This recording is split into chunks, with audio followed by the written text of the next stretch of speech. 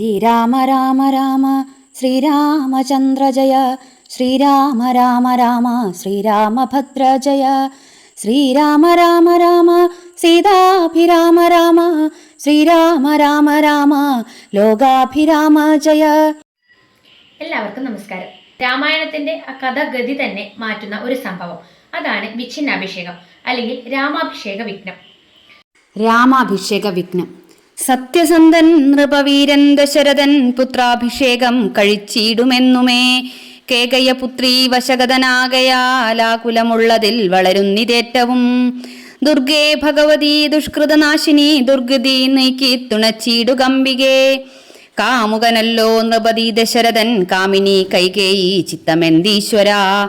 നല്ലവണ്ണം വരുത്തേണമെന്നിങ്ങനെ ചൊല്ലി വിഷാദിച്ചിരിക്കുന്നതു നേരം വാനവരെല്ലാരും ഒത്തു നിരോപിച്ചു. വാണി ഭഗവതി തന്നോടപേക്ഷിച്ചു, ലോകമാതാവേ സരസ്വതി ഭാരതി വേഗാലയോധ്യക്കെഴുന്നള്ളുക വേണം.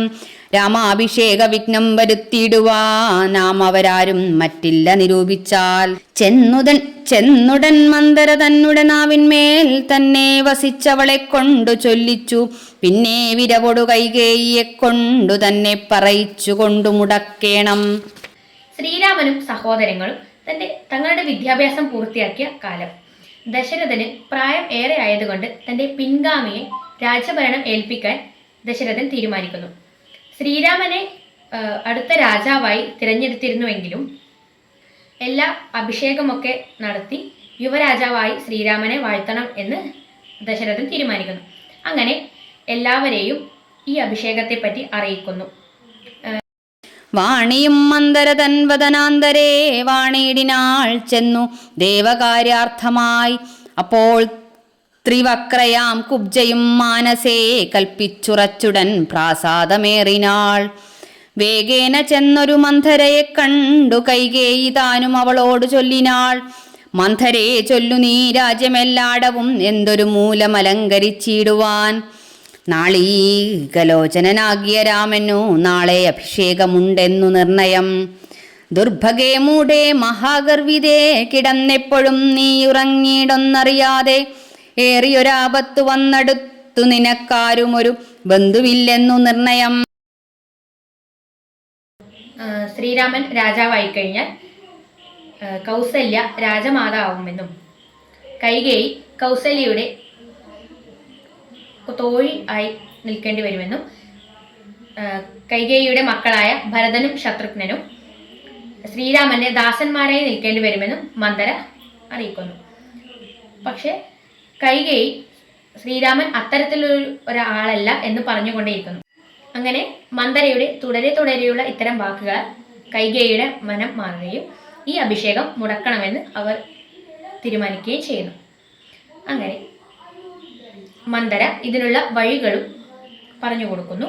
പണ്ട് ദശരഥൻ കൈകേയിക്ക് കൊടുത്ത 2 വരങ്ങളെപ്പറ്റി മന്ദര കൈകേയിയെ ഓർമ്മിപ്പിക്കുന്നു. ഈ 2 വരങ്ങളായി ദശരഥനോട് ഭരതനെ രാജാവാക്കണമെന്നും ശ്രീരാമനെ വനവാസത്തിന് അയക്കണമെന്നും ചോദിക്കാനായി മന്ദര പറയുന്നു.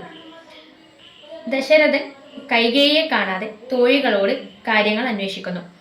എന്നാൽ തോഴികൾ കൈകേയി ക്രോധാലയത്തിലാണെന്നും അങ്ങ് തന്നെ പോയി അന്വേഷിച്ചു കൊള്ളാനും പറയുന്നു. അങ്ങനെ കൈകേയിയുടെ അടുത്തെത്തിയ ദശരഥൻ കാര്യങ്ങൾ അന്വേഷിക്കുന്നു.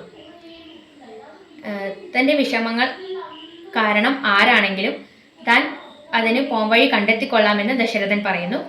ശ്രീരാമദേവനും ചോദിച്ചിതന്നേരം കാരണമെന്തോന്നു താതക് ദുഃഖത്തിനു. നേരെ പറവൻ അറിഞ്ഞവരെന്നതു നേരം പറഞ്ഞിതു കേകയപുത്രിയും. കാരണം താത ദുഃഖത്തിനു നീ തന്നെ പാരിൽ സുഖം ദുഃഖമൂലമല്ലോ നൃണാം. ചേതസീ നീ നിരൂപിക്കലെളുതിനി താതന്നു ദുഃഖ നിവൃത്തി വരുത്തുവാൻ.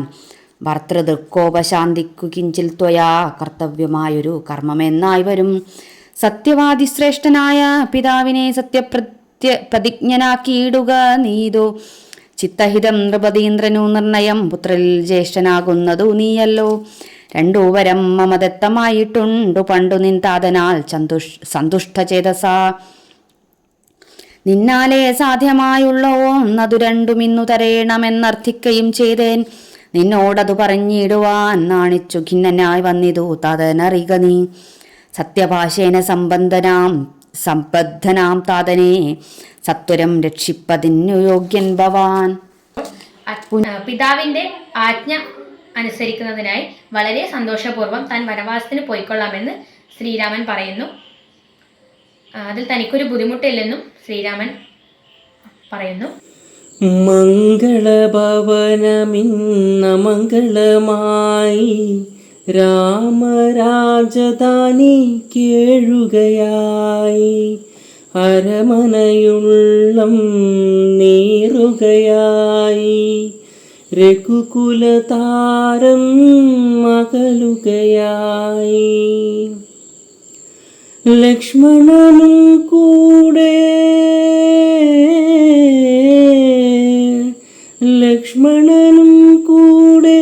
അനുചരനായി. ലക്ഷ്മണനും കൂടെ വനയാത്രയായി. രാമ സീതാരാമ സീതാരാമ ജയ ജയ രാമ. രാമ സീതാരാമ സീതാരാമ ജയ ജയ രാമ.